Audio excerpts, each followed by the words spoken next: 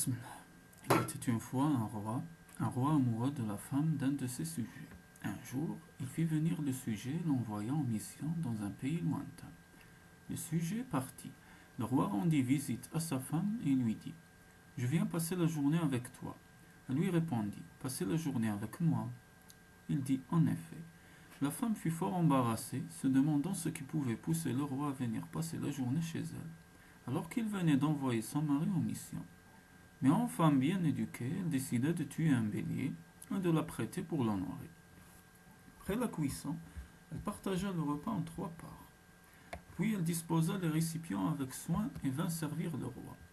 Le roi se lava les mains et enleva le couvercle. Il entama le premier plat, en mangea un peu et le repoussa. Puis il découvrit le second récipient et vit qu'il contenait le même mets. Il en mangea un peu et le repoussa. Ensuite il découvrit le dernier plat et constata qu'il s'agissait du même mets. Alors le roi comprit. Il fit que la femme l'invitait à comprendre que les femmes qu'il a laissées dans sa maison et elle-même, qu'il est venu courtiser, étaient toutes pareilles. Le roi portait une bague. Au moment où il se nettoyait les mains, il perdit la bague dans l'eau. Les gens de la noblesse, appelés Garmi, avaient beaucoup de scrupules. C'est pourquoi le roi ne voulut pas signer la perte de sa bague. Il se leva aussitôt et retourna chez lui, et il oublia la bague. La femme recueillit la bague et la garda sous son oreiller. À la fin de sa mission, le mari revint à la maison. Il se coucha sur le lit et découvrit la bague. Mais il ne réagit point. Il ne dit rien à sa femme. Seulement il déserta le lit et décida désormais de se coucher à même le sol. La femme fut fort éprouvée par cette attitude.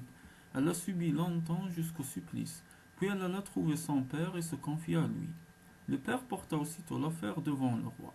Désignant le mari, il dit: L'homme que voici, j'ai dressé ma jument, je l'ai dressée au point que sans cesse elle cabriole.